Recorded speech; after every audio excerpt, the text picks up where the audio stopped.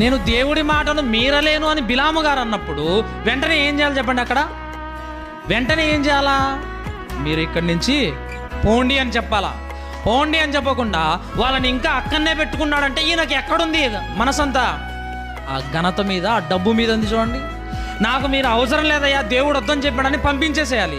పంపించకుండా వాళ్ళని రాత్రి అక్కడనే పెట్టుకున్నాడు, ఉదయాన్నే బయలుదేరాడు. అంటే పాపం మీద ఏముంది? ఆయనకు కోరిక ఉంది.